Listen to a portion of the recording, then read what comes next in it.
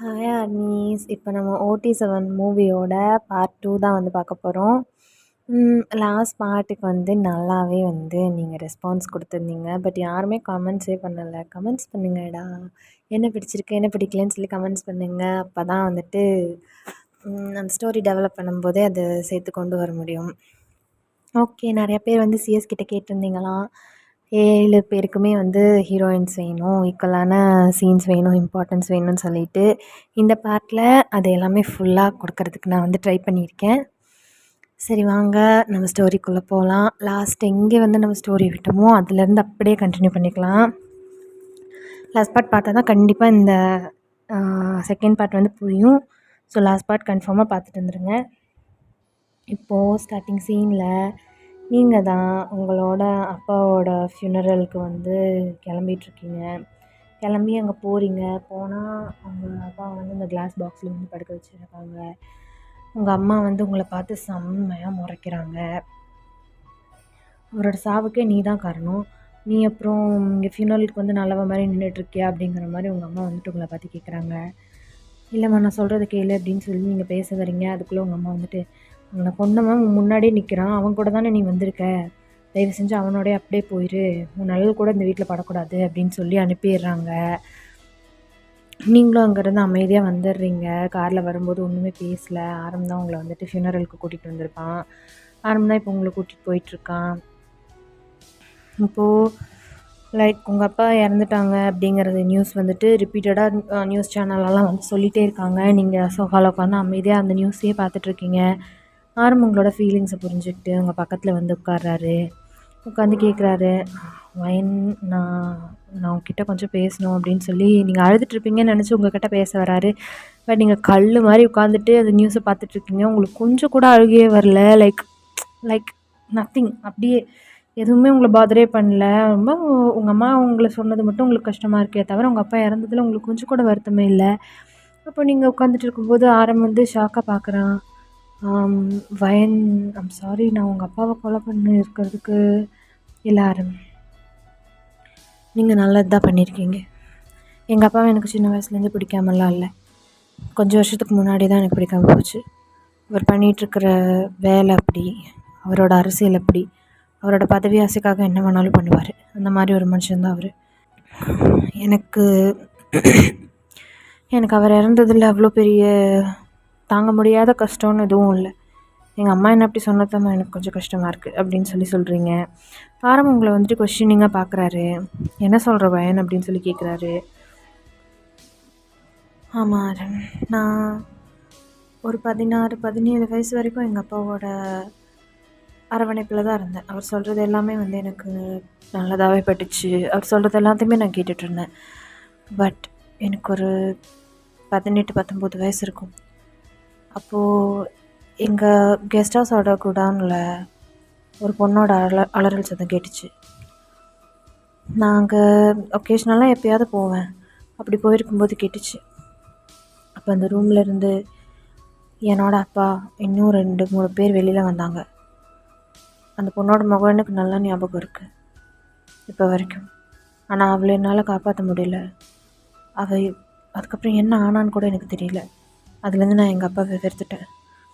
அவங்களோட காட்சி தாண்டி போய் அந்த பொண்ணை காப்பாற்றணுன்னு எனக்கு வந்து அப்போது அவ்வளோ தைரியம் இல்லை. இப்போ அந்த பொண்ணு கண்டிப்பாக உயிரோடு இருக்க வாய்ப்பே இல்லை. சொந்த அப்பாவை எந்த நிலமையில ஒரு பொண்ணு பார்க்கக்கூடாதோ அந்த நிலமையில நான் பார்த்தேன். அதுக்கப்புறம் என் அப்பாவை நான் வெறுத்துட்டேன். நீங்கள் அவரை கொன்னதில் எனக்கு எந்த குற்ற உணர்ச்சியும் இல்லை, எனக்கு எந்த ரெக்ரெட்டும் இல்லை. அவருக்கு தேவையானது தான் நீங்கள் செஞ்சுருக்கீங்க. ஹி டிசர்வ்ஸ் இட் அப்படின்னு சொல்கிறீங்க. ஆரமும் உங்களை வந்துட்டு ஹக் பண்ணிக்கிறாரு. அப்படியே கொஞ்சம் டைம் ஸ்கிப் ஆகுது. நீங்கள் ஆரம்பிக்கிட்ட போய் கேட்குறீங்க, ஆரம் என்ன கடலுக்கு கூட்டிகிட்டு போகிறீங்களா?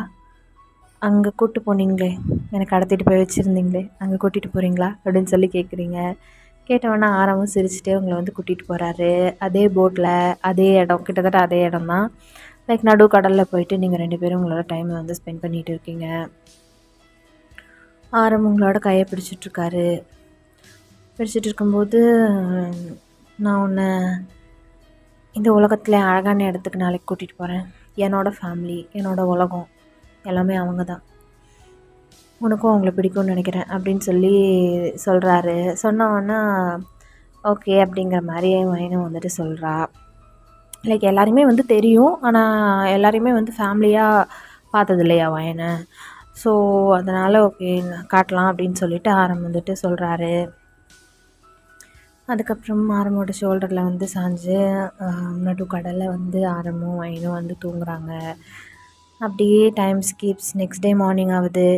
நெக்ஸ்ட் டே மார்னிங் ஆனால் ஆரம்புக்கு ஜேகே வந்து கால் பண்ணிகிட்டே இருக்கான்.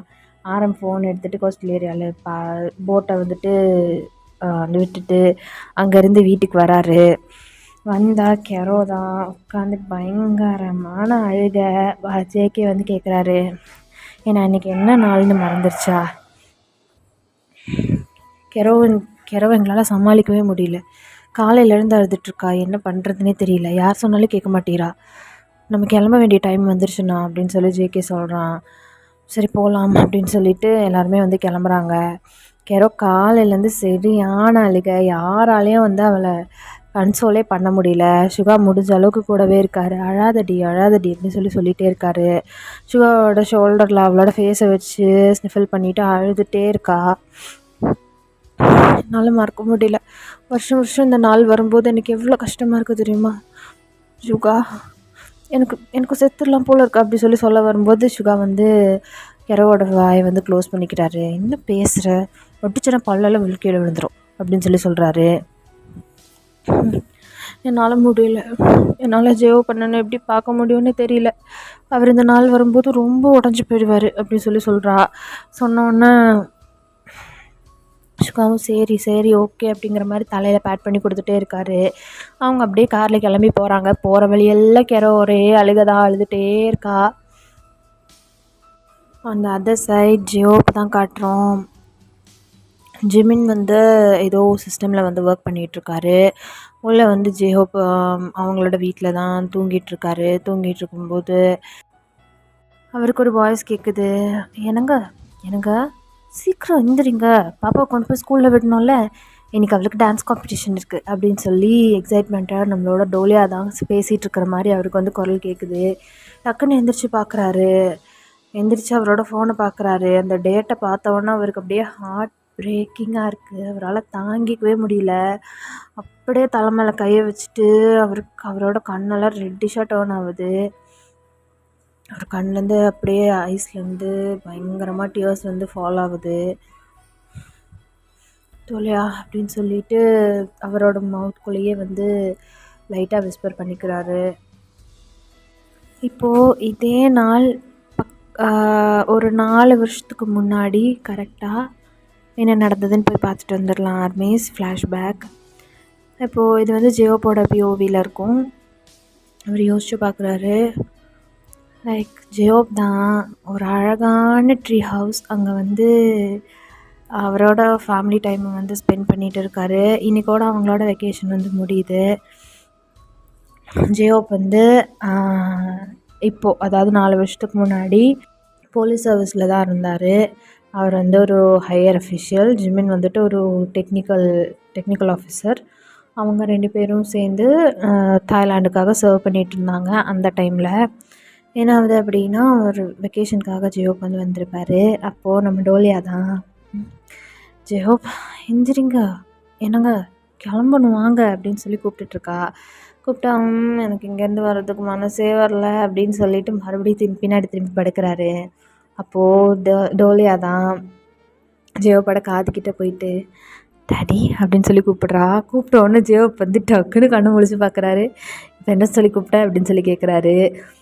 டாடி அப்படின்னு சொல்லி தான் கூப்பிட்டேன்.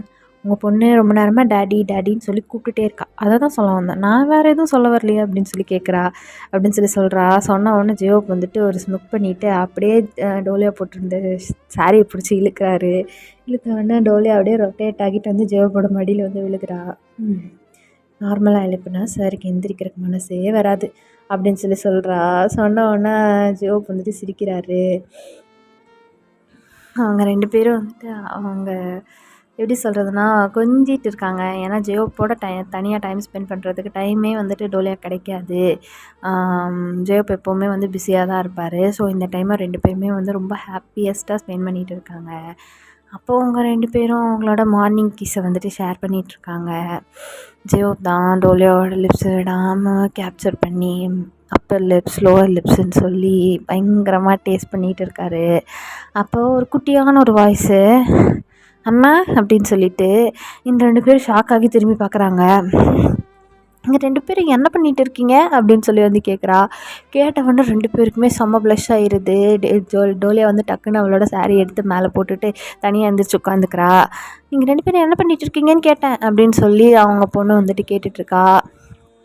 கேட்டுட்ருக்கும்போது அவங்க ஜியோப் தான் பெட்லேருந்து எந்திரிச்சு அவரோட பொண்ணை வந்து தூக்க வராரு. அதுக்குள்ளே பெரிய கன்ஷாட்டு அவனோட டோலியாவோட ஷோல்டர்லேயே வந்து விழுகுது. அப்படின்னு சொல்லிட்டு அவள் பெரிய பிரெத் பண்ணிவிட்டு அங்கே இருக்கிற ட்ரெஸ்ஸிங் டேபிளில் போய் தள்ளி விட்டுட்டு போய் விழுகிறா. விழுந்தோன்னா டோலியா அப்படின்னு சொல்லிட்டு கத்திட்டு ஜியோப் வந்துட்டு அவர் ஓடி போய் பின்னாடி திரும்பி பார்க்கறதுக்குள்ளே அவங்க பாப்பாவே வந்துட்டு முதுகில் வந்து ஷூட் பண்ணிடுறாங்க. மினி அப்படின்னு சொல்லிட்டு பயங்கரமாக கத்துறாரு ஜியோப்பு. அவங்க 2 பேரையும் ஷூட் பண்ணிட்டாங்க. ஜியோப்போட தலையிலே வந்து பெரிய அடியும் அவ்வளோ பெரிய இரும்பு ராடை வச்சு அடிக்கிறாங்க. அதுக்கப்புறம் அவங்க கொண்டு வந்த அந்த மிஷின் கன் அதை வச்சு பயங்கரமாக வந்து தலையில் அடிக்கிறாங்க. அடித்தது அவர் என்னென்னு ப்ராசஸ் பண்ணுறதுக்குள்ளே இது எல்லாமே வந்து நடந்து முடிஞ்சிட்டு நம்மளோட ஜிமினாக்கும் பயங்கரமாக வெளியில் வந்துட்டு கன்ஷாட் பட்டிருக்கு. அவரோட அப்டமனில், அதாவது ஸ்டொமக்குக்கும் செஸ்ட்டுக்கும் நடுவில் இருக்கிற பகுதியில் வந்துட்டு அவரையும் வந்துட்டு ஷூட் பண்ணிடுறாங்க. ஜியோப் வந்துட்டு அவரோட தலையிலேருந்து அவரோட காதுலேருந்தெல்லாம் பிளட்டு பயங்கரமாக லீக் ஆகுது. டோலியா டோலியா அப்படின்னு சொல்லி அப்படி கூப்பிட்டுட்டே இருக்காரு. டோலியா எந்திரிக்கவே இல்லை. அப்படியே அவரோட கனவுலேருந்து முழிச்சிட்டு டோலியா அப்படின்னு சொல்லிட்டு கத்திட்டு எந்திரிக்கிறாரு. இந்த சினாரியோ வந்து மறுபடியும் அவருக்கு அந்த டேட்டில் நடக்கிற மாதிரி அவர் வந்துட்டு உணர்றாரு. இந்த கனவை வந்துட்டு ஜியோப்புக்கு அடிக்கடி வரும். இது வந்துட்டு ஆக்சுவலி கனவு கிடையாது, ரெக்கலெக்ஷன் ஆஃப் பாஸ்ட். முன்னாடி நடந்தது திரும்பி நடக்கிற மாதிரியே வந்துட்டு ஃபீல் ஆகுறது. அதை அவரால் எப்பப்பெல்லாம் இந்த ஹேப்பனிங் வந்து அவர் கண் முன்னாடி நடக்கிற மாதிரி இருக்கோ அதை அவரால் சுத்தமாக தாங்கிக்கவே வந்து முடியாது. அவ்வளோ உடஞ்சி போயிடுவார். இப்போ ஜிமினா தான் அங்கே வராரு. வந்து அண்ணா நம்ம இன்றைக்கி போகணும் அப்படின்னு சொல்கிறாரு. சொன்னோன்னா ஜியோப்பும் வந்துட்டு சைலண்ட்டாக ஹெட் நாட் பண்ணுறாரு. நாட் பண்ணால் அதே ஃபாரஸ்ட் ஏரியாக்குள்ளே இருந்த அந்த வெக்கேஷனுக்கு அவங்க போயிருந்த ட்ரீ ஹவுஸ்க்கு தான் வந்து போகிறாங்க.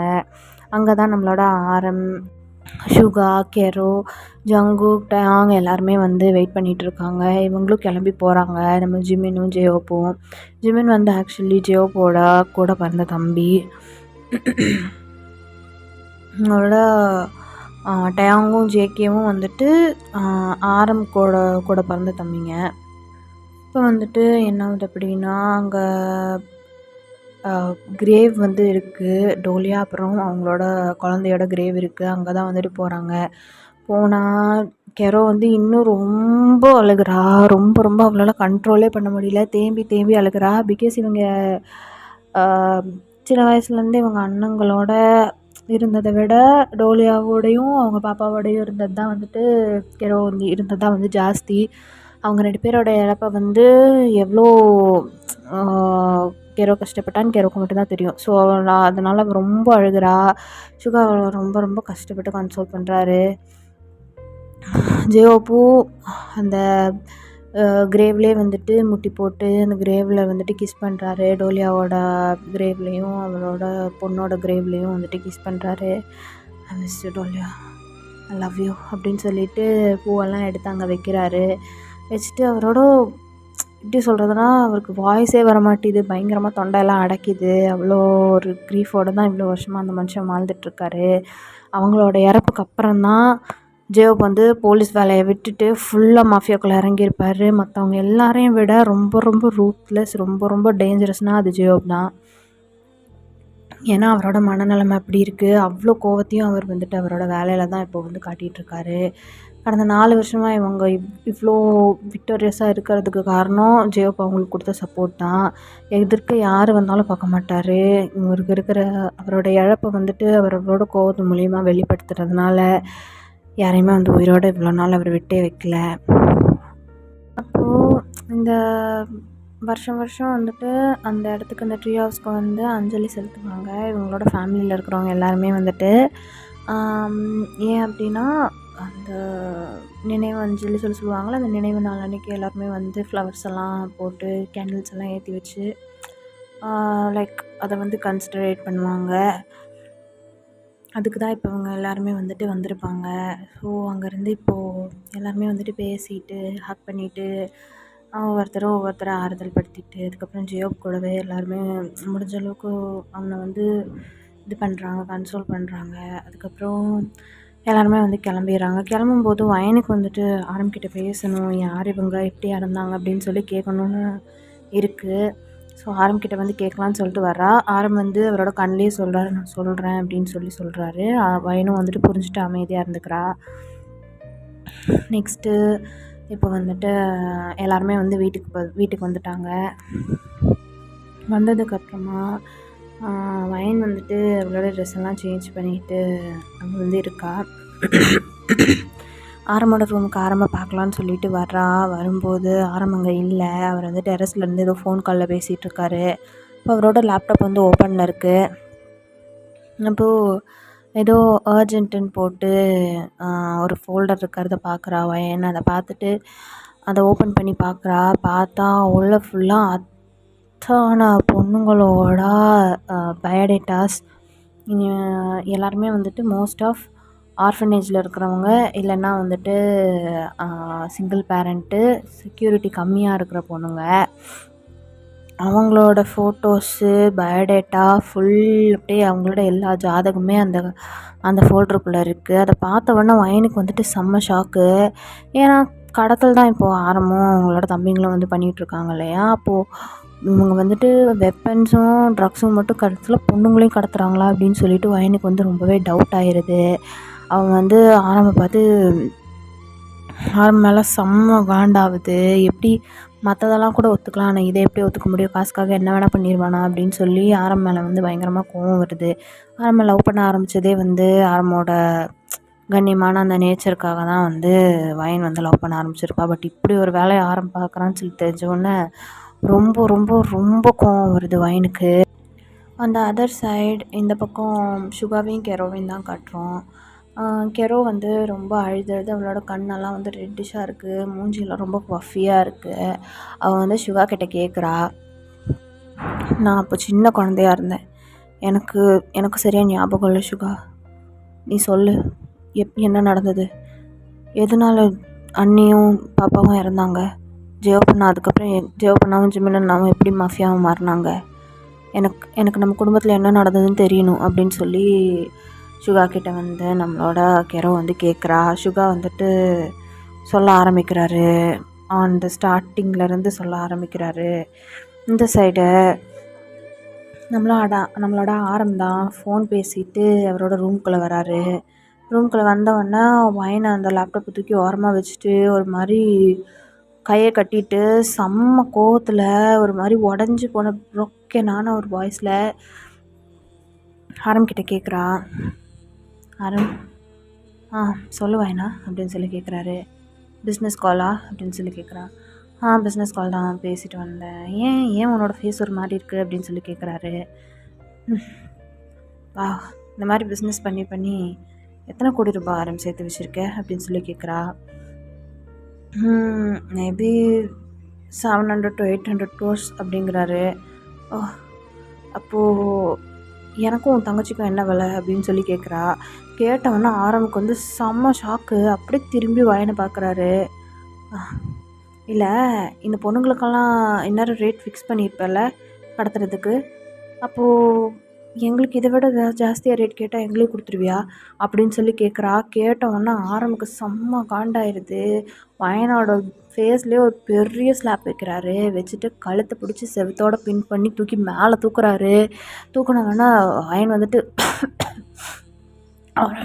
ஆரம் யூ ஆர் சோக்கிங் மீ அப்படின்னு சொல்லி சொல்கிறா. என்னடி பேசுகிறா எவ்வளோ தைரியம் வந்து அந்த மாதிரிலாம் பேசிகிட்ருப்ப உண்மை என்னன்னு தெரியுமாடி உனக்கு? நான் பொண்ணுங்களை கடத்தினேன்னு உனக்கு தெரியுமா? எதையாவது குறையமாக தெரிஞ்சுட்டு நீ என்னவே சந்தேகப்படுறியா அப்படின்னு சொல்லி கேட்குறாரு. கேட்டவொன்னே வந்துட்டு மைண்ட் கன்ஃபியூஸ்டாக பார்க்குறா. நீ என்ன பண்ணாலும் உண்மை யாராலையும் மறைக்க முடியாது அப்படின்னு சொல்லி சொல்கிறா. சொன்னவொன்னே கான்ஷியஸ்க்கு வந்துட்டு டக்குன்னு கீழே விட்டுறாரு. வயனை கீழே விட்டுட்டு உண்மை என்னங்கிறத தெரிஞ்சுக்கிட்டு பேசு அப்படின்னு சொல்லி சொல்கிறாரு. என்ன உண்மை என்ன சொல்ல போகிற அப்படின்னு சொல்லி கேட்குறா. கேட்டவொன்னே ஆரம்பமே வந்து இந்த சைடு சொல்கிறாரு. அந்த அதர் சைடு சுகா வந்து கெரோ கிட்ட சொல்கிறாரு. இந்த பக்கம் வந்துட்டு நம்மளோட ஒயின் கிட்ட சொல்கிறாரு. இப்போது மெயின் ஃப்ளாஷ்பேக் ஆர்மிஸ் என்னன்னா, நம்மளோட ஆரமோட அப்பா வந்துட்டு கிம் ஷான். அவர் தான் சுகாவையும் வந்துட்டு வளர்த்துருந்துருப்பார். சுகா 2 பேருமே வந்துட்டு கர்னல் கிம் ஷானோட வளர்ப்பு பசங்க. அவர் வந்து தாய்லாந்து நேவி சர்வீஸோட ஒரு மிகப்பெரிய போஸ்டிங்கில் இருக்கிற ஒரு கர்னல். அவர் ஆர்மி மேஜர் இருப்பாங்க இல்லையா, மேஜருங்களுக்கெல்லாம் மேலே டாப் மோஸ்ட் அவர். அந்த மாதிரி இருக்கிற ஒரு மிகப்பெரிய மனுஷன். அவர்கிட்ட தான் வந்துட்டு இவங்க எல்லாருமே வாழ்ந்துருப்பாங்க. நம்மளோட சுகா, அப்புறம் ஜேகே, அவங்க எல்லாருமே வந்துட்டு அவர்கிட்ட தான் வளர்ந்துருப்பாங்க. கெரோவுமே வந்துட்டு அவரை பார்த்துருப்பா. பட் இப்போ சின்ன குழந்தைங்கிறனால ஒரு அளவுக்கு தான் அவளுக்கு ஞாபகம் இருக்குது. நெக்ஸ்ட்டு இந்த சைடு பார்த்தா நம்மளோட ஜியோக்கும் ஜிமினும் வந்துட்டு அதே குடும்பத்து பசங்க தான். பட் வேறு ஒரு டிபார்ட்மெண்ட்டில் வேறு ஒரு பிரான்ச்சில் வந்துட்டு போலீஸ் ஆஃபீஸர் தான் அவங்களும். ஐ மீன் கவர்மெண்ட்டோட செக்யூரிட்டி ஃபோர்ஸில் தான் அவங்களையுமே வந்துட்டு ஒரு வேலையில் இருந்திருப்பாங்க. என்ன நடந்திருக்கும் அப்படின்னா, நம்மளோட கிம் ஷான், அதுக்கப்புறம் அவர் கூடவே இருக்கிற கர்னல் வந்து மிஸ்டர் மார்ட்டின் ராய், இவங்க 2 பேரும் தான் வந்து நேவியை வந்துட்டு பார்த்துக்கிட்டு இருந்திருப்பாங்க. அந்த ஒரு டைமில் கிட்டத்தட்ட ஒரு 6 or 7 இயர்ஸ்க்கு முன்னாடி அந்த மாதிரி டைம்னு ஞாபகம் வச்சுக்கோங்க. அந்த மாதிரி டைமில் வந்துட்டு பார்த்துட்டு இருந்திருப்பாங்க. அப்போது நம்மளோட ஆரமும் சுகாவும் வந்துட்டு ஆர்மி ட்ரைனிங்கில் இருந்திருப்பாங்க. எஸ், இவங்க எல்லாருமே வந்துட்டு ஆர்மி பேக்ரவுண்ட் இருக்கிற ஆர்மி வீட்டு பசங்க தான். அவங்க வந்துட்டு நாட்டுக்கு எதிரானவங்களும் கிடையாது, மாஃபியாஸாகவும் பிறக்கும் போதே அவங்க அப்படி இல்லை. நடுவில் ஒரு மிகப்பெரிய ட்ராஜிக்கான இன்சிடெண்ட் ஆனது அப்படி மாறி இருப்பாங்க. அது என்னங்கிறத இப்போ அப்போது ஆரமும் சுகாவும் வந்து ஆர்மி ட்ரைனிங்கில் இருக்கும்போது என்ன ஆகுது அப்படின்னா, ஒரு முக்கியமான நியூஸ் வந்து வருது. அதாவது அவங்களோட அப்பாவான கிம் ஷானும் கர்னல் மார்ட்டின் ராயும் வந்துட்டு மிகப்பெரிய தேச துரோகம் பண்ணிட்டாங்க. அவங்கள வந்துட்டு ஹேங் பண்ண போகிறோம், தூக்கில் தொங்க விட போகிறோம் அப்படின்னு சொல்லிட்டு ஒரு மிகப்பெரிய நியூஸ் வந்து வருது. அப்போது நம்மளோட ஆரம்புக்கும் சுகாவுக்கும் வந்து செம்ம ஷாக்கு. அவங்க வந்துட்டு என்ன சொல்கிறாங்கன்னா, கண்டிப்பாக எங்கள் அப்பா வந்துட்டு இதை பண்ணியிருக்க மாட்டார், கண்டிப்பாக மார்ட்டின் ராயும் இதை பண்ணியிருக்க மாட்டாங்க, நாங்கள் ப்ரூஃப் பண்ணுறோம் அப்படின்னு சொல்லி சொல்கிறாங்க. மிலிட்ரியில் வந்துட்டு இந்த மாதிரி போலீஸ் கேஸ் அதெல்லாம் கிடையாது. முடிவு பண்ணிட்டாங்கன்னா பண்ணது தான். லைக் எவிடன்ஸ் கலெக்ட் பண்ணுறது அதெல்லாம் வந்து கிடையாது. அவங்க எடுக்கிற முடிவு தான் அதுக்கு எல்லோரும் வந்துட்டு அடிபணிச்சு தான் ஆகணும். அதுதான் மிலிட்ரி. ஸோ இவங்க வந்துட்டு எவ்வளவோ டிஃபெண்ட் பண்ண ட்ரை பண்ணுறாங்க. But no use. அவங்க அப்பாவையும் மிஸ்டர் மார்ட்டின் ராயையும் வந்துட்டு தப்பு பண்ணாங்க, தேச துரோகம் பண்ணாங்கன்னு சொல்லி தாய் கவர்மெண்ட் வந்துட்டு தூக்கில் போட்டுடுறாங்க. அப்போது ஆரம்பியும் சுகாவையும் வந்துட்டு பயங்கரமாக அங்கே இருக்க அவங்க எல்லாருமே வந்து கர்ஸ் பண்ணுறாங்க. இப்படி ஒரு துரோகியோட பசங்க நீங்கள் எப்படி மிலிட்ரியில் வந்து சர்வீஸ் பண்ண முடியும் அப்படின்னு சொல்லி ரொம்பவே வந்துட்டு நம்மளோட பாய்ஸை வந்துட்டு சுகா, அப்புறம் அவங்க ஜேகே எல்லாரையும் வந்துட்டு ரொம்பவே கர்ஸ் பண்ணுறாங்க. யாருமே வந்து அவங்கள எப்படி சொல்கிறதுனா இருக்கிறக்கு ஒரு இடம் கூட கொடுக்கல, அவ்வளோ வந்துட்டு கஷ்டப்படுத்துகிறாங்க. அப்போது இப்போ வந்து சுகாவே வந்து ஆர்மியில் சேரக்கூடாதுன்னு சொல்லி ட்ராப் அவுட் பண்ணிட்டாங்க. அங்கேருந்து வெளியேற்றிட்டாங்க. அவங்க ஃபேமிலி மேலே வந்துட்டு பிளாக் மார்க் குத்தி வச்சுருக்காங்க. அவங்க எங்கே போனாலும் பார்க்கணும், கவனிக்கணும் அப்படின்னு சொல்லி பண்ணி வச்சுருக்காங்க. அப்போது என்ன ஆகுது அப்படின்னா, திடீர்னு ஒரு நாள் வந்துட்டு நம்மளோட சுகாவும் வந்து தாய் கவர்மெண்ட்டோட மிலிட்ரி ஹெட் குவார்ட்டர்ஸ்குள்ளே வந்து போகிறாங்க. போய் அவங்க அப்பாவும் மிஸ்டர் மார்ட்டின் ராயும் தங்கியிருந்த இடத்த வந்து போய் பார்க்குறாங்க. நம்ம எப்படியாவது வந்து ஏதாவது ஒரு க்ளூ கண்டுபிடிச்சாகணும், நம்ம அப்பாங்க வந்து தப்பு பண்ணலை அப்படின்னு சொல்லி கண்டுபிடிச்சாகணும். சொந்த நாட்டுக்குள்ளே நம்ம எப்படி எப்படி எப்படி இருக்க முடியும், இந்த பழியோடு நம்ம இருக்கக்கூடாது அப்படின்னு சொல்லி கண்டுபிடிக்கிறதுக்காக வந்து உள்ளே போகிறாங்க. உள்ளே போனால் நம்மளோட ஆரம்பியும் சுகாவையும் வந்துட்டு அவங்க ரூம்குள்ளே போயிட்டு ஒரு முக்கியமான எவிடன்ஸை வந்துட்டு இவருக்கு ஆரம் கையில் வந்துட்டு மாட்டுது. அது வந்து மிஸ்டர் கிம்ஷான் தான் வந்துட்டு எழுதியிருக்காரு.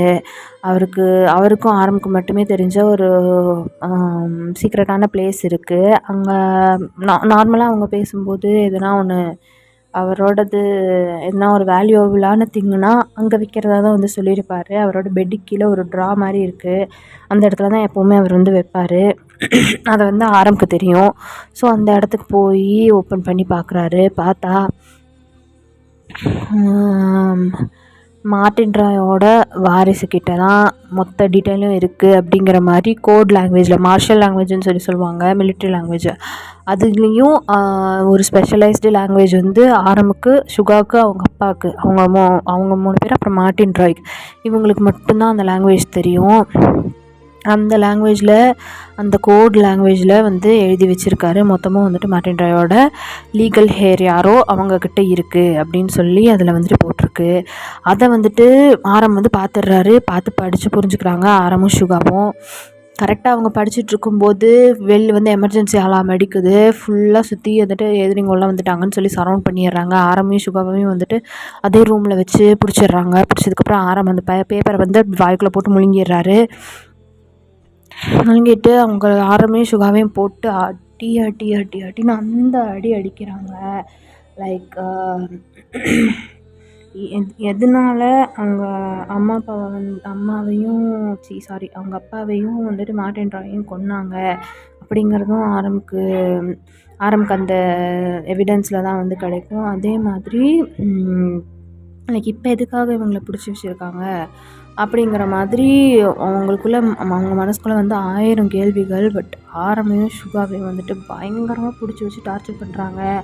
அப்போது த வில்லன் மிஸ்டர் சாங்கோட அப்பா, அதாவது ஊ சான், அவர் தான் வந்து ப்ரைம் மினிஸ்டராக இருந்திருப்பார் அந்த டைமில். அவர் வந்து நம்மளோட ஆரம் முன்னாடி, சுகா முன்னாடி வந்து நிற்கிறாரு. நம்மளோட ஆரமையும் சுகாவையும் ஷர்ட்டெல்லாம் கழட்டி ஒரு ஈர துணியை வந்துட்டு அவங்களோட முகத்தில் போட்டு அது மேலே பைப்பை வந்து திறந்து விட்டு பயங்கரமாக அவங்கள மூச்சு விட முடியாமல் பிடிச்சி டார்ச்சர் பண்ணிகிட்ருக்காங்க. அடி நடித்து 2 பேரோட முகமும் அப்படி வீங்கியிருக்கு. தாய் கவர்மெண்ட் அவங்கள போட்டு அந்த பாடுபடுத்தி வச்சுருக்காங்க. அப்போது மிஸ்டர் வு சான் அவர் வந்து வராரு. வந்து எங்கே அவங்க அப்படின்னு சொல்லி கேட்குறாரு. அப்போது இங்கே தான் இருக்காங்க அப்படின்னு சொல்லி ஆரமையும் சுகாவையும் வந்து காட்டுறாங்க. அப்போது நானும் அவங்களோட ரூமில் இருக்கிறத எதையுமே டச் பண்ணாமல் வச்சுருந்ததுக்கு காரணம் நீங்கள் வருவீங்க, வந்து எதாவது தெரிஞ்சுக்குவீங்கன்னு சொல்லி உங்களை விட்டு பிடிச்சேன். கரெக்டாக நீங்களே கிளம்பி வந்துட்டீங்க அப்படின்னு சொல்லி ஆரம்பை பார்த்து சொல்கிறாரு. ஆரம் வந்து ஹாஃப் ஐஸில் செம்ம அடி வாங்கிட்டு அவ்வளோ வலியில் இருக்கார். சரி சொல்லுங்கள். ஓ சாரி உங்ககிட்ட உங்கள் அப்பாவும் மிஸ்டர் மார்ட்டின் ராயும் ஏன் இறந்து போனாங்கன்னு சொல்லி நான் சொல்லலை, நான் சொல்கிறேன் அப்படின்னு சொல்லிட்டு ஊச்சான் வந்து ஒரு சேரை போட்டு நம்மளோட ஆரம் முன்னாடியும் சுகா முன்னாடியும் உட்காராரு. ஆரமையும் சுகாவையும் வந்துட்டு ஒரு சேரில் உட்கார வச்சு பின்னாடி கையை கட்டிடுறாங்க.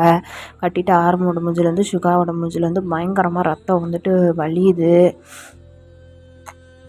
அப்போது ஊச்சான் வந்து சொல்கிறாரு, ஒன்றும் பிரச்சனை இல்லை தம்பிங்களா, இப்போ நான் சொல்கிறது சரியா தப்பான்னு மட்டும் நீங்கள் பாருங்கள் அப்படின்னு சொல்லி பேச ஆரம்பிக்கிறாரு. இவர் வந்து தாய்லாண்டோட ப்ரைம் மினிஸ்டர். என்ன சொல்கிறாருன்னா, வியட்நாமுக்கும் நமக்கும் எத்தனை வருஷமாக பகை போயிட்டுருக்குங்கிறதும் உங்களுக்கே நல்லாவே தெரியும். அவங்க நாட்டுக்குள்ளே எக்கச்சக்கமான டெரரிஸ்ட்டு, போராளிகள், அப்புறம் ரெவல்யூஷனிஸ்ட்டுன்னு எத்தனையோ பேர் உள்ளே இருக்காங்க. அவங்களோட கான்டாக்டெல்லாம் நான் தரேன். அங்கே என் கூட சேர்ந்து சிவிலியன்ஸை வந்து அட்டாக் பண்ணுங்கடா, ஒட்டுமொத்த கவர்மெண்ட்டையும் நம்ம பிடிச்சிடலாம், தாய்லாண்டுக்கு கீழே தான் இனிமேல் வியட்நாம் இருக்கணும் அப்படின்னு சொன்னேன். அதுக்கு உங்கள் அப்பனும் சரி அந்த மார்ட்டின் ராயும் சரி கடைசி வரைக்கும் ஒத்துக்கவே இல்லையே. ஏண்டா வலியது தான் உயிர் பிழைக்கும், அதாவது எது ஸ்ட்ராங்கோ அதுதான் கடைசி வரைக்கும் இருக்கும். அதுதான் உண்மை ஆரம். நீ புத்திசாலி பையனாச்சே சொல்லு அப்படின்னு சொல்லி கேட்குறாரு. கேட்டவொன்னே ஆரம் வந்துட்டு எகத்தாளமாக நம்மளோட வந்துட்டு பார்க்குறாரு. எனக்கு தெரியும் எங்கள் அப்பா கண்டிப்பாக நேஷ்னல் கவர்மெண்ட்டுக்கு எதிராக நடந்திருக்க மாட்டார். அவர் தேச துரோகம் பண்ணியிருக்க மாட்டார். எனக்கு நல்லாவே தெரியும். கண்டிப்பாக இந்த நாட்டோட எந்த ஒரு சீக்ரெட்டையும் அவர் வெளியிட்டிருக்க மாட்டார். நீ தான் அவர் கொண்டுட்ட அப்படின்னு சொல்கிறாரு. கரெக்டு தான், நான் தான் கொன்னேன். இதை பண்ணுங்கடான்னு சொல்லி உங்கள் அப்பா என்கிட்ட கேட்டேன். அவர் செய்யலை. நான் ஒரு மிலிட்ரி ஆஃபீஸர், என்னோடய கடமை தான் முக்கியம், கண்ணியம் தான் முக்கியம்னு வசனம் பேசினான். இப்போ என்ன பண்ணுறது, செத்துட்டான் அப்படின்னு சொல்கிறாரு. சொல்கிறது கேட்டவனா வந்துட்டு ஆரம்புக்கு பயங்கரமாக வந்து கோபம் வருது. உனக்கு கொன்னுடுவேன் அப்படின்னு சொல்லி பயங்கரமாக திமிர்றாரு. திமிர்னா முதல்ல உங்கள் 2 பேர்த்தோட உயிரை நீங்கள் காப்பாற்றிக்கிறீங்களான்னு பாருங்கடா. சரி, இப்போ உங்களுக்கு ஒரு சான்ஸ் தரேன். உங்கள் அப்பா பண்ணி கொடுத்துட்டு போக வேண்டிய வேலை, அதாவது வியட்நாமில் வார் நடத்த போகிறோம். அந்த டைமில் நீங்கள் என்ன பண்ணோம் அப்படின்னா, அங்கே இருக்கிற டெரரிஸ்ட்டையும் அங்கே இருக்கிற ஆன்டி நேஷனல்ஸ் ஆக்டிவிஸ்டையும் நமக்கு சாதகமாக மாற்றணும், அவங்களுக்கு எதிராக மாற்றணும். இதனால் எத்தனை சிவிலியன்ஸ் செத்தாலும் எனக்கு கவலை கிடையாது. அந்த வாரில் அப்போ ஜனங்க, பொதுமக்கள், ஸ்மால் கிட்ஸ், விமென் எத்தனை பேர் செத்தாலும் அதை பற்றி எனக்கு கொஞ்சம் கூட கவலை இல்லை. இதை நீங்கள் பண்ணி முடிக்கிறீங்க. பண்ணி முடித்தாதான் வியட்நாம் என்னோடய கண்ட்ரோலுக்கு கீழே வரும். தாய்லாண்டு என்னோடய ஆட்சியே இதுக்கப்புறம் நிரந்தரமாக நடக்கும். அதுக்காக உங்கள் அப்பா பண்ண மாட்டேன்னு சொல்லி போய் சேர்ந்துட்டான். நீங்கள் இப்போ பண்ணித்தரீங்க. நீங்கள் 2 பேரும் பண்ணி தரல அப்படின்னா இங்கேயும் உங்கள் 2 பேர்த்தையும் சாவடிச்சிருவேன் அப்படின்னு சொல்கிறாரு. சொன்னதுக்கப்புறம் எங்களோட உயிரே போனாலும் பரவாயில்ல, அப்பா வச்சு நாங்கள் சாகிறதுக்கு நாங்கள் வந்துட்டு உடந்தையாக இருக்க மாட்டோம் அப்படின்னு சொல்லி சுகா சொல்கிறாரு. ஆமாம், எங்கள் 2 பேரும் கொண்டு வேணால் கொண்டுக்கோடா அப்படின்னு சொல்லி ஆரம் வந்து அவரோட மூஞ்சிலே வந்து ரத்தத்தை வந்து துப்புறாரு. அவன் வந்துட்டு கொஞ்சம் கூட கோவமே படாமல் அந்த பேச்சையும் ரத்தத்தையும் அப்படியே தொடச்சிட்டு அவங்க 2 பேர்த்தையும் பார்க்குறான் அப்படின்னு சொல்லி சிரிக்கிறான். மிலிட்ரி மேனோட பசங்க இல்லையா, எப்படி உங்களை மிரட்டினா எப்படி ஒத்துக்குவீங்க, எப்படி கேட்பீங்க? ஆமாம் ஆரம், உங்களுக்கு மிலிட்ரி படி தான் தண்டனை கொடுக்கணும், உங்கள் அப்பாங்க மாதிரி தூக்கில் தான் போடுவேன்னு சொல்லி நினைக்கிறியா? நீ நினைக்காத ஒரு தண்டனை உனக்கு இப்போ கொடுக்கட்டுமா அப்படின்னு சொல்லி கேட்குறாரு. கேட்டுட்டு ஆரமே சுகாவையும் தலை கீழே கட்டி தொங்க விடுறாங்க. தொங்க விட்டு ஐஸ் கோல்டு வாட்டர், அவ்வளோ கோல்டான வாட்டரு, அதில் வந்துட்டு 2 பேர்த்தையும் முக்கி எடுக்கிறாங்க. உள்ளே அவங்கள ஒரு 2 மினிட்ஸ் முக்கிட்டு மறுபடியும் மேலே தூக்குறாங்க. அவங்களால மூச்சு விட முடியாமல் 2 பேரும் பயங்கரமாக வந்து தவிக்கிறாங்க. அதெல்லாம் பார்த்து இந்த ஊங்கிறவன் வந்து சிரின்னு சிரிச்சிட்ருக்கான். இப்போ சொல்லுங்கள் சரிங்களா அப்படின்னு சொல்லி கேட்குறான். முடியாதுடா அப்படின்னு சொல்லி ஆரமும் சுகாவும் வந்துட்டு சொல்கிறாங்க. அப்போது 2 பேர்த்தையும் வந்து சேரில் கட்டி போட்டு அட்டின்னு பயங்கரமாக அடிக்கிறாங்க. சுகாக்கெல்லாம் ஒரு சைடு கண்ணிலேருந்து பயங்கரமாக ப்ளட்டு வந்து ஃபால் ஆகுது. ரொம்ப ரொம்ப ரொம்ப போட்டு அடின்னு அடிக்கிறாங்க. அப்போது சுகாவை பார்த்து கேட்குறான், சரி அவன் ஒத்துக்கலைனாலும் பரவாயில்ல, நீ ஒத்துக்கோ, நீ பண்ணு அப்படின்னு சொல்கிறான். சொன்னோடனே சுகா வந்து அவன்கிட்ட மிடில் ஃபிங்கரை தூக்கி காட்டுறாரு. பண்ண மாட்டேன்டா அப்படின்னு சொல்கிறாரு. சொன்னவொடனே எனக்கு வேறு வழியே இல்லை அப்படின்னு சொல்லிட்டு வந்துட்டு இந்த பக்கம் கண்ணை காட்டுறாரு. கண்ணை காட்டினா அங்கே அவனோட அடியாளுங்க வந்துட்டு அவனோட கெரோவை தான் கூட்டிகிட்டு வராங்க. கூட்டிகிட்டு வந்தானா அவள் வந்து அப்போ வந்து ஒரு 14-13 வயசு பொண்ணு கெரோ. அப்போது அழகாக போனிடெயில் போட்டு ஒரு மாதிரி குட்டியாக ஒரு ஸ்கர்ட்டும் ஒரு ஷர்ட்டும் போட்டு தூங்கிட்டு இருந்திருப்பா. அவளை கூட்டிகிட்டு போகிறாங்கன்னு சொல்லி தெரிஞ்சோன்னா, அதாவது அடியாளுங்க வந்துட்டு அவங்களோட வீட்டை வந்து ரவுண்டப் பண்ணியிருப்பாங்க.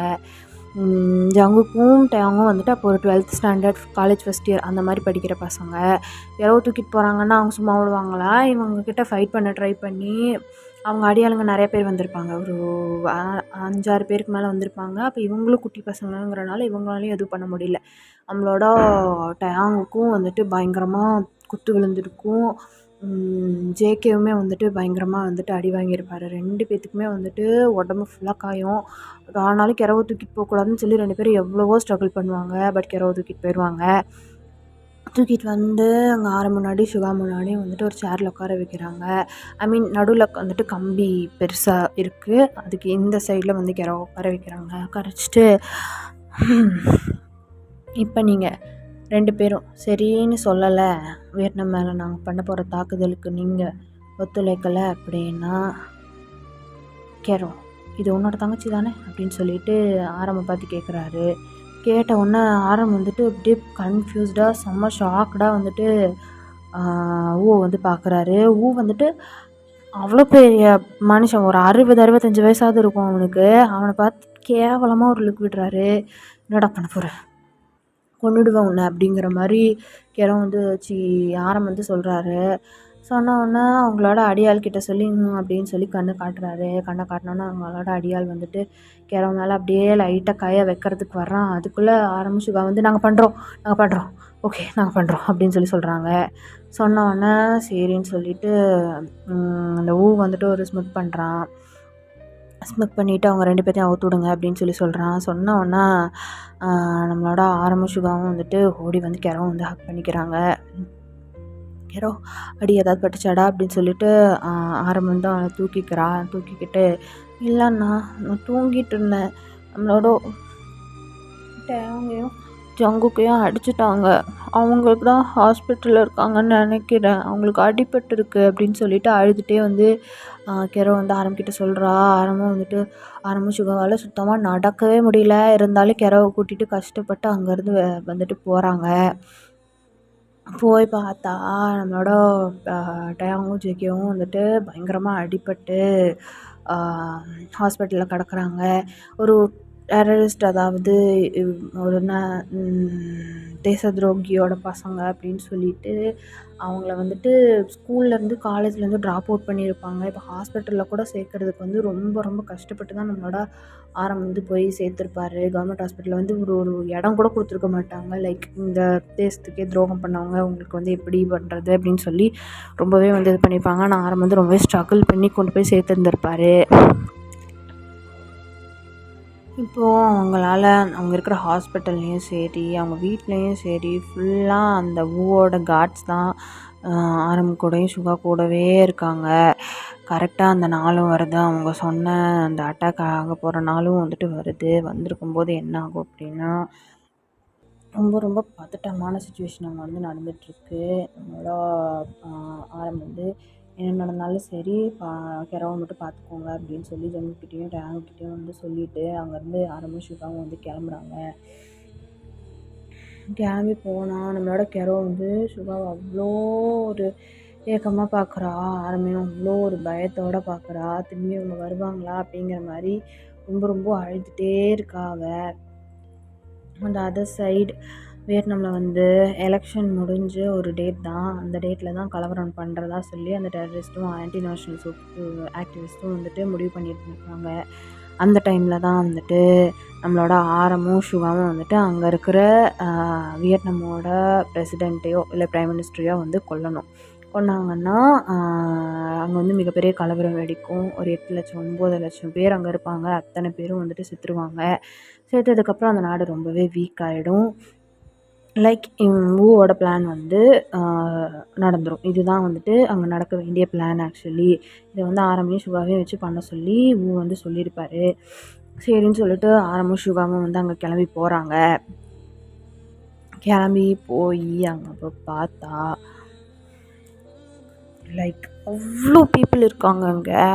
ஃபுல்லாக பிரச்சாரத்துக்கு வந்த நார்மலான பீப்புள், பெண்கள், குழந்தைங்க நிறைய பேர் அங்கே இருக்காங்க. அதை பார்த்தோன்னே ஆரம்பம் சுகாவும் மூஞ்சி பார்த்துக்கிறாங்க. ஒரு விஷயத்த நம்ம கையால் பண்ணணுமா அப்படிங்கிற மாதிரி 2 பேரும் வந்து பார்த்துக்கிறாங்க. இல்லை ஆரம் நீ முடிவு பண்ணு அப்படிங்கிற மாதிரி சுகா சொல்கிறாரு. 2 பேரும் ஒருத்தர் பார்த்து ஹெட் நாட் பண்ணிக்கிறாங்க. அப்போது தாய்லாண்ட்லேருந்து நம்ம ஆரம்பியும் சுகாவையும் வந்துட்டு வண்டியில் ஏற்றி வியட்நாமில் நடக்கிற அந்த எலெக்ஷன் டைம் அந்த கூட்டத்துக்காக வந்து கூட்டிகிட்டு போயிட்டுருக்காங்க. கூட்டிகிட்டு போயிட்டுருக்கும்போது தாய்லாண்ட்லேருந்து அவங்கக்கிட்ட எதனா எக்யூப்மெண்ட்ஸ் எதனா இருக்கா அப்படின்னு சொல்லி செக் பண்ணுறதுக்காக ஒரு செக்யூரிட்டி ஆஃபீஸில் வந்து வெயிட் பண்ண வச்சுருக்குறாங்க. அங்கே ப்ரோட்டோக்கால் நடக்கிற அந்த ஆஃபீஸில் நம்மளோட ஜிமினா வந்து ஏதோ ஒரு ஒர்க்காக வந்திருப்பார். அவங்க நம்மளோட ஆரம்பி சுகாவே வந்து பார்க்குறாரு. அவங்கள வந்து எப்படின்னா குற்றவாளி மாதிரி அப்படி லைக் அவனுக்கு நடந்திருக்கிறது எல்லாமே வந்துட்டு தெரியும். பட் இவங்களை எப்படி ட்ரீட் பண்ணுறாங்கங்கிறது அவனுக்கு தெரியாது. ஸோ செம்ம ஷாக்கிங்காக வந்து பார்க்குறான். அதோட அங்கே அவங்கள கூட்டிகிட்டு போயிட்டுருக்கிறது வந்து மிலிட்ரி அஃபிஷியல்ஸ் கிடையாது, ப்ரைம் மினிஸ்டரோட அடையாளுங்க. அவங்க தான் வந்து கூட்டிகிட்டு போயிட்டுருக்காங்க.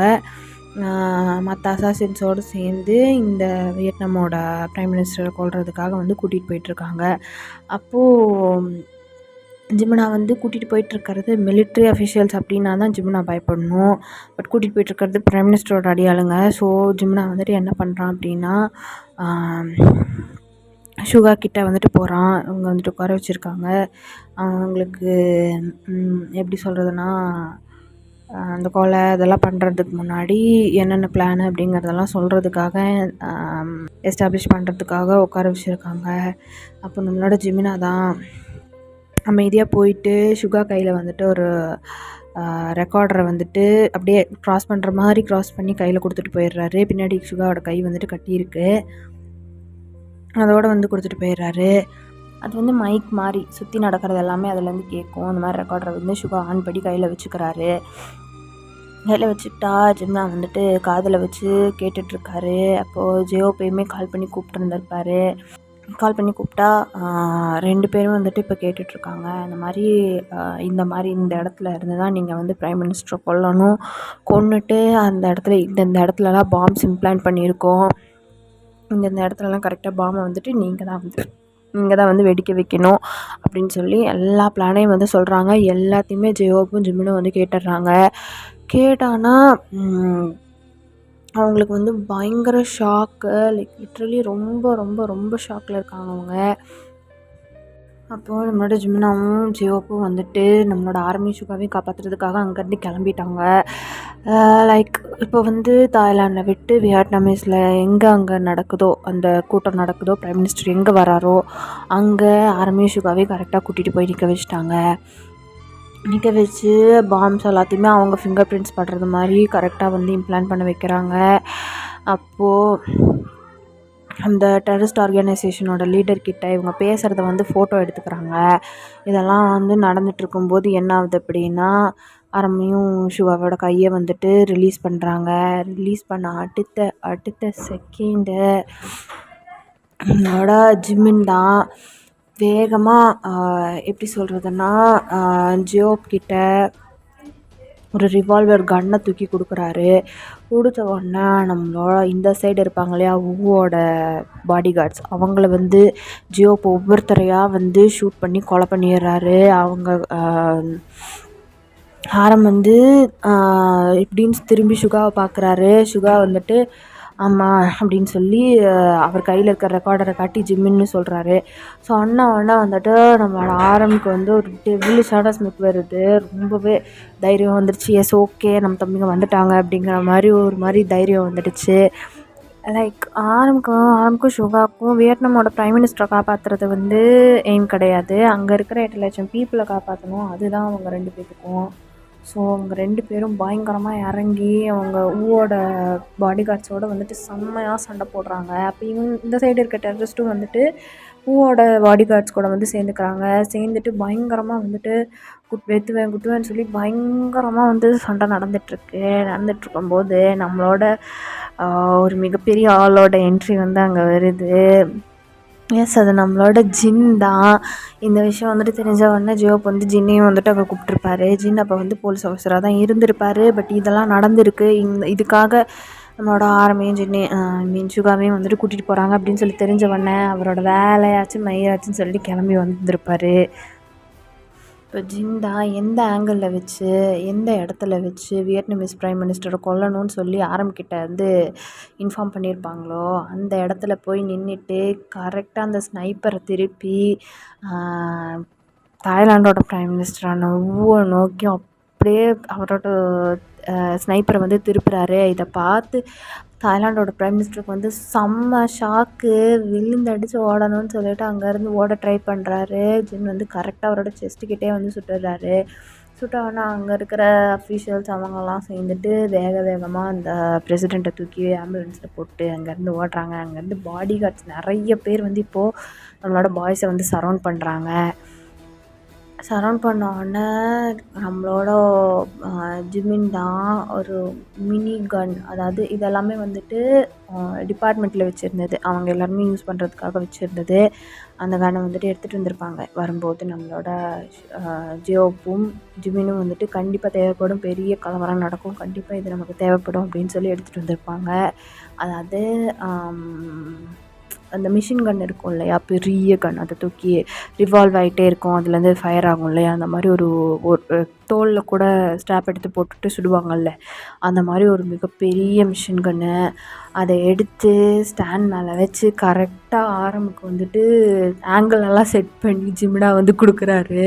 கொடுத்த உடனே ஆரம் வந்து அந்த ஸ்டாப் எடுத்து தோலில் போட்டு அங்கே இருக்கிற அத்தனை பாடி கார்ட்ஸையும் எய்ம் பண்ணி அப்படி ஷூட் பண்ணுறாரு. பயங்கரமாக அங்கே வந்துட்டு கன் ஃபயரிங் சவுண்ட் கேட்குது. கூட்டம்லாம் வந்துட்டு தெரிச்சு ஓடுறாங்க. ஆனால் அத்தனை பேர்த்தையும் ஒரு மிஷின் கன்னை வச்சு ஆரம்பிச்சுட்டு கொன்னே போட்டார். இந்த சைடு அவங்களோட பாடி கார்ட்ஸோட பயங்கரமாக வந்து சண்டை நடக்குது. நம்மளோட ஜின், சுகா, அதுக்கப்புறம் ஜிமின் எல்லாரும் சேர்ந்து பயங்கரமாக ரொம்ப ரொம்ப அப்படி சண்டை போடுறாங்க. சண்டை போட்டுட்டு இருக்கும்போது ஆரம்பி கையில் இருக்கிற மிஷின் கன்னில் இருக்கிற அத்தனை புல்லட்டுமே வந்து தீர்ந்து அப்படியே கொட்டுது, கீழே மழை மாதிரி கொட்டுது. அது அத்தனை பேரும் இருந்தவங்க எல்லாருமே செத்துட்டாங்க. அந்த கால்வாசி பேரை இவங்க எல்லாரும் அடித்து சாவடிச்சிட்டாங்க. இவ்வளோ பெரிய ஃபைட்டுக்கு அப்புறமா தான் இவங்க வந்துட்டு இந்த ஃப்ளாஷ்பேக் வந்து முடியுது. இவங்க வந்து இதுக்கப்புறம் தான் ஃபுல்லாக மாஃபியாவாக வந்து சேஞ்ச் ஆகிருப்பாங்க. ஜின் அவர் வந்துட்டு அவரோட ஃபேஸ் எல்லாம் கவர் பண்ணிவிட்டு அந்த மாதிரி தான் வந்துட்டு ஹெல்ப் பண்ணுறதுக்கு வந்திருப்பார். இன்னுமுமே இவங்களுக்கு நடந்தது எல்லாமே அவருக்கு தெரியும். இன்னுமே அவர் வந்து போலீஸ் ஸ்டேஷனில் அவரோட கஸ்டம்ஸ் டிபார்ட்மெண்ட்டில் அவங்களோட தம்பிங்களுக்கு ஹெல்ப் பண்ணுறதுக்காக மட்டுமே தான் இருந்துகிட்ருக்காரு. அவங்க கவர்மெண்ட்டுக்கு சர்வ் பண்ணுறதுக்காக சுத்தமாக கிடையாது. அதெல்லாம் என்றைக்கு வந்து செய்யாத தப்புக்காக மிஸ்டர் கிம்ஷானை கொன்னாங்களோ, ஆர்மி சுகாவே இப்படி டெரரிஸ்ட்டாக மாற்ற நினச்சாங்களோ, அன்றைக்கே அவங்களுக்குள்ளே இருந்த பேட்ரியாட்டிசம் அதெல்லாம் ஃபுல்லாக அழிஞ்சிருச்சு. இதே விஷயத்த தான் ஜேஹோப்பை செய்ய சொல்லி கேட்டிருப்பாங்க. அவர் செய்ய மாட்டேன்னு சொல்லி சொன்னதுக்கு அவரோட ஒய்ஃபையும் அவரோட குழந்தையும் வந்துட்டு இறக்கமே இல்லாமல் வந்து கொலை பண்ணியிருந்திருப்பாங்க. அதனால தான் ஜேஹோப்பும் ஜிமினும் வந்துட்டு கரெக்டான நேரத்தில் கரெக்டான இடத்துல வந்து ஆரம்புக்கும் சுகாக்கும் வந்துட்டு ஹெல்ப் பண்ணியிருந்திருப்பாங்க. நெக்ஸ்ட்டு ஆரமும் சுகாவும் சேர்ந்து ஜியோப்போட ஒய்ஃபையும் குழந்தையும் யார் கொலை பண்ணாங்களோ அவங்களையும் போய் வந்து பழி வாங்கியிருந்திருப்பாங்க. இப்படி தான் இந்த சாம்ராஜ்யம் வந்துட்டு உருவாகியிருக்கும். இப்படி தான் இவங்க எல்லாருமே வந்து மாஃபியாவாக சேஞ்ச் ஆகிருப்பாங்க. இதுதான் வந்துட்டு அதுக்கு பின்னாடி இருக்கிற ஃப்ளாஷ்பேக் அப்படின்னு சொல்லி ஆரம் வந்து சொல்லி முடிக்கிறாரு. சுகா இந்த பக்கம் கெரோக்கிட்ட சொல்லி முடிக்கிறாரு. 2 பேரும் வந்துட்டு செம்ம ஷாக்கிங்காக நம்மளோட வயனும் கெரோவும் வந்துட்டு வாய் மேலே கையை வச்சுட்டு ஆடி பார்த்துட்ருக்காங்க. லைக் அவங்களால நம்பவே முடியல, இவ்வளோ விஷயம் நடந்திருக்கா அப்படின்னு சொல்லி ரொம்ப ரொம்ப ஷாக்கிங்காக பார்த்துட்ருக்காங்க. அப்போது நம்மளோட கெரோ தான் சுகாவை டைட்டாக ஹக் பண்ணிக்கிறா.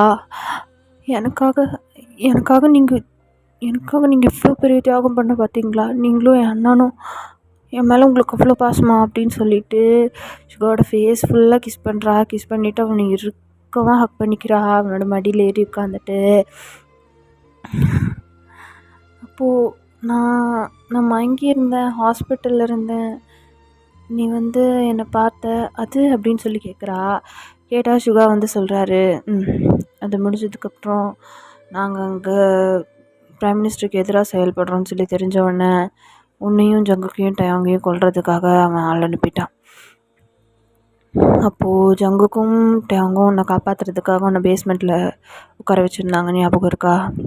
அம்மா என்னை கூட்டிகிட்டு போனாங்க அப்படின்னு சொல்லிட்டு சொல்கிறாங்க.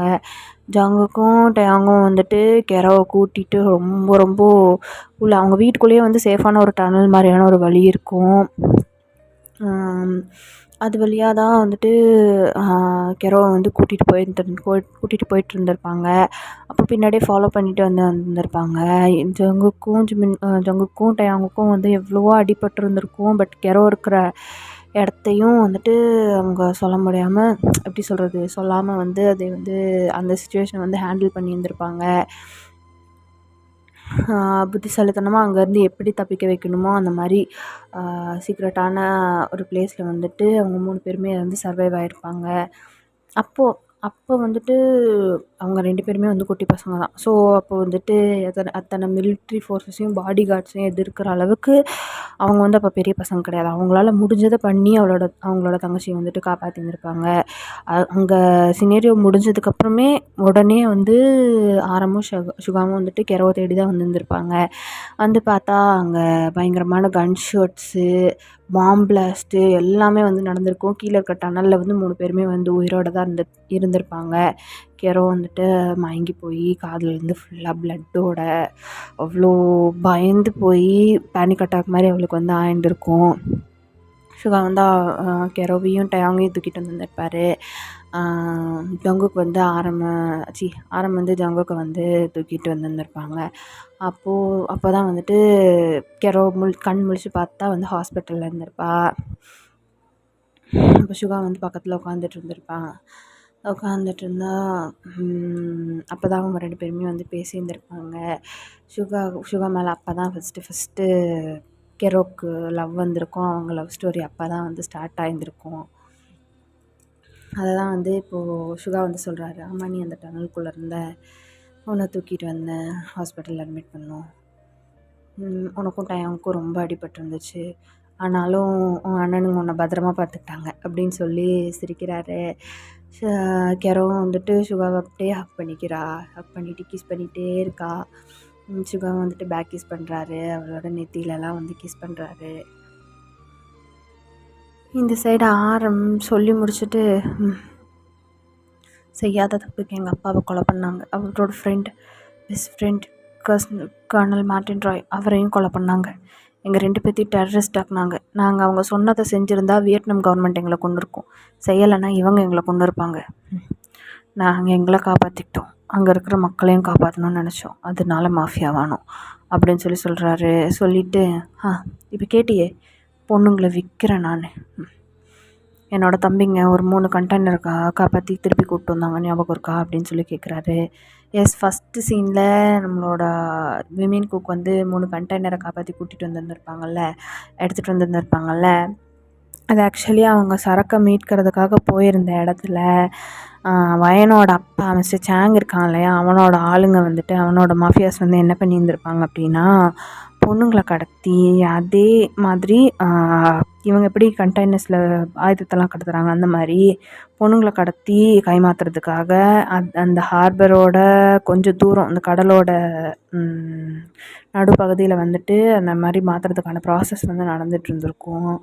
அதையே வந்து நம்ம ஜங்குக்கும் டயாங்கும் ஜிமினும் வந்து கண்டுபிடிச்சிருந்துருப்பாங்க. கண்டுபிடிச்சி அதை தடுத்து நிறுத்தி அவங்களையும் சேர்த்து சேவ் பண்ணி கூப்பிட்டு வந்திருப்பாங்க. அந்த பொண்ணுங்களோட பயோடேட்டாஸ் தான் நம்மளோட ஆரம் வந்து கலெக்ட் பண்ணி அவங்களோட வீட்டுக்கு இல்லை ஹாஸ்டலுக்கு எங்கே தங்கியிருந்தாங்களோ அந்த இடத்துக்கே சேஃபாக கொண்டு போய் சேர்த்துறதுக்காக வந்து கலெக்ட் பண்ணி வச்சு அவங்க எல்லாரையும் சேஃபாக கொண்டு போய் சேர்த்துருந்துருப்பாரு. அதை தான் அர்ஜென்ட்டுன்னு போட்டு ஃபோல்டரில் வந்து சேவ் பண்ணி வச்சுருந்துருப்பாரு. அதை வயன் பார்த்துட்டு வந்து தப்பாக புரிஞ்சிட்டு இருந்திருப்பா. அதை தான் வந்து இப்போ சொல்கிறாரு, உங்கள் அப்பா அந்த ஆள் தான் பொண்ணுங்களை கடத்திட்டு இருந்தான், அவங்ககிட்டேருந்து காப்பாற்றி என் தம்பிங்க கூட்டிகிட்டு வந்தாங்க, அவங்களோட வீட்டுக்கு கொண்டு போய் சேர்த்துறதுக்காக தான் வந்து அவங்களோட பயோடேட்டாவை கலெக்ட் பண்ணி வச்சுருந்தேன், கடத்தி விற்கிறதுக்காக இல்லை அப்படின்னு சொல்லிட்டு கீழே கும்மிறாரு. சொன்னவனும் வந்துட்டு வயன் அவன் கையில் வச்சுருந்த ஃபோனை வந்து பொட்டுன்னு கீழே போட்டுறா. மேம் சாரி அப்படின்னு சொல்லிட்டு குடுகுடுன்னு ஓடி வந்து ஆரம்பம் வந்து பேக்கப் பண்ணிக்கிறா. சாரி அப்படின்னு சொல்லிகிட்டே இருக்கா. பின்னாடி ஆரம்பம் முன்னாடி போய் நின்றுட்டு அவனை வந்து டைட்டாக ஹக் பண்ணிவிட்டு அவனோட கன்னத்தில் வந்து கிஸ் பண்ணுறா. சாரி நான் அவனை தப்பாக நினச்சிருக்கக்கூடாது, சாரி நான் தெரியாமல் பண்ணிட்டேன், சாரி அப்படின்னு சொல்லிகிட்டே இருக்கா. ஆரம் வந்து அவளை அப்படியே தூக்கிட்டு இங்கே பாருவேன், என்னால் மற்றவங்களோட அப்பாவிங்களோட உயிருக்கு எந்த ஆபத்தும் வராது. நான் கொண்டவங்க எல்லாருமே கிரிமினல்ஸ், மாஃபியாஸ், அப்புறம் உங்கள் அப்பனை மாதிரி கேவலமான பொலிட்டீஷியன்ஸ், இவங்களை மட்டும்தான் நான் கொண்டிருக்கேன். தப்பு பண்ணாத ஒரு உயிரையும் நான் இது வரைக்கும் எடுத்தது கிடையாது. எந்த பொண்ணுங்களையும் நான் அந்த மாதிரி பண்ணணும்னு நினச்சது கிடையாது அப்படின்னு சொல்கிறான். சொன்னோன்னே வயன் வந்துட்டு ஆரமோட வாயை முடிக்கிறா. சாரி சாரி பேபி, நான் தெரியாமல் பண்ணிட்டேன்.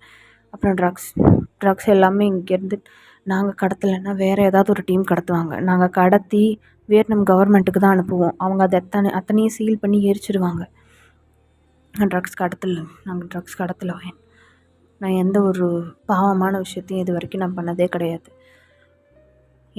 எனக்கு எது சரின்னு படுதோ அதை மட்டும்தான் நான் பண்ணியிருக்கேனே தவிர்த்து ட்ரக்ஸ் கடத்துறது, படிக்கிற பசங்களை கெடுக்கிறது, அதுக்கப்புறம் பொண்ணுங்களை கடத்துறது, அவங்களோட வாழ்க்கையை கெடுக்கிறதுன்னு நான் எதையுமே பண்ணது கிடையாது வயன் அப்படின்னு சொல்கிறாரு. சொல்லிவிட்டு இது என்னோடய குடும்பத்தில் மேலே சத்தியம். என் குடும்பத்தில் இருக்கிறவங்க எல்லாரும் என்னை நம்புவாங்க. நீ இப்போ என்னோடய குடும்பமாக நீ ஆகணும்னு நினச்சேன்னா நீயும் கண்டிப்பாக என்னை நம்பணும் அப்படின்னு சொல்கிறாரு. சொன்ன உடனே வயன் வந்துட்டு அப்படியே ஆரமோட லிப்பில் வந்து கிஸ் பண்ணுறா. கிஸ் பண்ணிவிட்டு ஐம் சாரி ஆரம். இதுக்கப்புறம் அந்த கடவுளே வந்து உன்னை பற்றி தப்பாக சொன்னாலும் நான் எடுத்துக்க மாட்டேன். ஐம் சாரி அப்படின்னு சொல்லிட்டு இறுக்கமாக வந்து ஆரம்பை வந்து ஹக் பண்ணிக்கிறா. ஹக் பண்ணோன்னா ஆரம்பும் வந்துட்டு அவளோட ஹக்கில் வந்து அப்படியே மெல்ட் ஆகுறாரு. அவரும் வந்துட்டு இறுக்கமாக வயனை ஹக் பண்ணிக்கிறாரு. அப்புறம் கிஸ் பண்ணிகிட்டே இருக்கா. வயன் வந்துட்டு விடாமல் ஆரம்ப வயன் என்ன பண்ணுற, வயன் என்ன விடு, சரி போதும், சரி நான் அவனை மன்னிச்சிட்டேன், சாரி, சரி விடு அப்படின்னு சொல்லிகிட்டே இருக்காரு சிரிச்சுட்டே. வயன் வந்துட்டு விடவே மாட்டீரா. ஆரம் அப்படின்னு கூப்பிடுறா. என்னாச்சு அப்படின்னு கேட்குறாரு. நான் உங்ககிட்ட ஒன்று கேட்கணும் அப்படின்னு சொல்கிறா. என்ன, கல்யாணம் பண்ணிக்கணுமா அப்படின்னு கேட்குறாரு. இல்லை, நீங்கள் முழுசாக எனக்கு சொந்தமாகணும் அப்படின்னு சொல்கிறா. சொன்ன உடனே ஆரம் வந்து ஷாக்காக திரும்பி பார்க்குறாரு. நீங்கள் எல்லாத்தையும் அவசர அவசரமாக தான் பண்ணுவியாடி அப்படின்னு கேட்குறாரு. எனக்கு தெரியாது, எனக்கு நீங்கள் இப்போ வேணும் அப்படின்னு சொல்கிறா. சொன்ன உடனே ஆரம் வந்து சிரிக்கிறாரு. சிரிச்சிட்டு நீ என்ன தெரிஞ்சுதான் கேட்குறியா அப்படின்னு சொல்கிறாரு. வயனும் வந்துட்டு அப்படின்னு ஹெட் நாட் பண்ணுறா. இப்போ வயன் சொல்கிறா, எப்போ என்ன நடக்கும்னு தெரியல ஆரம். நான் எப்போ உங்களை விட்டு போவேன், இல்லை நீங்கள் எப்போ என்னை விட்டு போவீங்க, நம்ம ஃபேமிலியில் இருக்கிறவங்களுக்கு எப்போ என்ன ஆகும்னே தெரியல. எனக்கு இந்த மொமெண்ட்டில் என்னோடய லைஃப்பில் நீங்கள் வேணும். ஐ லவ் யூ, அவ்வளோதான் அப்படின்னு சொல்கிறா. சொன்னோன்னே வந்துட்டு ஆரம் வந்து அப்படியே ஒரு டிம்பிள் ஸ்மைல் பண்ணுறாரு அவளை பார்த்து. அப்படியே பக்கத்தில் வந்து அவளை அப்படியே தூக்கிட்டு பெட்ரூமுக்கு போகிறாரு. ஆக்சுவலி அவங்க கிளம்பி வந்ததுக்கப்புறமே ஒரு 7-7:30 மணி ஈவினிங் டைம் ஆயிருக்கும். ஸோ இப்போ வந்து நைட் டைம் தான். அப்படியே அவளை தூக்கிட்டு அவங்களோட பெட்ரூமுக்கு வந்து போகிறாரு. மெதுவாக போகிறாரு. வயன் வந்து சிரிச்சிட்டே ஆரம்ப பார்க்குறா. தூக்கிட்டு போய் புட்டுன்னு அவரோட பெட்டில் வந்து போடுறாரு. போட்டுட்டு அவளோட மேலே வந்து ஹோவர் ஆகிட்டு அவரோட ஷர்ட் பட்டனை ரிமூவ் பண்ணுறதுக்கு முன்னாடி இன்னொரு தடவை கேட்குறாரு. வயன் ஷுவராக தான் சொல்கிறியா அப்படின்னு கேட்குறாரு. அப்படின்னு வயன் வந்து ஷையாக வந்துட்டு தலையாட்டுறா. ஆடின அவரோட ஷர்ட் பட்டனெல்லாம் அப்படியே ரிமூவ் பண்ணுறாரு. ரிமூவ் பண்ணால் உள்ளே ஃபுல்லாக அவ்வளோ காயம். அவரோட உடம்புல வந்துட்டு அவ்வளோ டார்ச்சர் மார்க்ஸ். அந்த தாய் கவர்மெண்ட் வந்து பண்ணியிருக்கோம் இல்லையா, அவரைய ஒரு வாரம் கிட்ட அவரையும் சுகாவையும் போட்டு அடைச்சி வச்சு பயங்கரமாக டார்ச்சர் பண்ணியிருப்பாங்க. அந்த டார்ச்சர் மார்க்ஸ் ஃபுல்லாக அவரோட செஸ்ட்டில் இருக்குது. செஸ்ட்டில் முதுகில் ஃபுல்லாக பயங்கரமான டார்ச்சர் மார்க்ஸ், ஏகப்பட்ட புல்லட் மார்க்ஸு. அதெல்லாம் பார்த்துட்டு வயனுக்கு வந்து கண்ணே கலங்குது. அந்த டார்ச்சர் மார்க்ஸ்லாம் வயனை அப்படியே ஒரு ரொட்டேட் பண்ணிவிட்டு ஆரம்பி கீழே படுக்க வச்சுட்டு அவள் வந்துட்டு ஆரம் மேலே ஏறி உட்காந்துட்டு நல்லா அவரோட லிப்ஸில் கிஸ் பண்ணுறா. அவரோட சீக்ஸில் கிஸ் பண்ணிவிட்டு அவரோட நெக்லலாம் கிஸ் பண்ணிவிட்டு அவரோட செஸ்ட்டு அப்புறம் ஆப்ஸு அந்த டார்ச்சர் மார்க்ஸ் இருக்கிற எல்லா இடத்துலையும் வந்துட்டு பொறுமையாக கிஸ் பண்ணுறா. அவங்களோட மேக்கப் செஷன் வந்து ரொம்ப ரொம்ப ஸ்வீட்டஸ்ட்டாக, ரொம்ப ரொம்ப சாஃப்டஸ்ட்டாக, லவ்விங்காக வந்து முடியுது. அப்புறம் இப்போது டைம் ஸ்கிப்ஸ் ஒரு நைட் ஒரு 11:30 மணி இருக்கும். இவங்க வந்து ஆரம்பிக்கும்போது மணி ஒரு 7:30 8 அந்த மாதிரி இருக்கும். இப்போ வந்து மணி ஒரு 11:30 12 மணி இருக்கும். அப்போ தான் வந்து ஆரம்பம் விடுறாரு அப்படின்னு சொல்லிட்டு அவளோட ஜாவை பிடிச்சி அவளோட லிப்ஸில் ஒரு கிஸ் பண்ணிவிட்டு பயங்கரமாக ப்ரீத் பண்ணிவிட்டு அவள் சைடில் உருண்டு படுக்கிறாரு. படுத்தோன்னா வைன் வந்துட்டு அப்படியே திரும்பி இறுக்கமாக அந்த ஆரம்பம் ஹக் பண்ணிக்கிறா. 2 பேரும் வந்துட்டு அவங்களோட கிஸ்ஸஸை வந்து ஷேர் பண்ணிக்கிறாங்க. அப்போது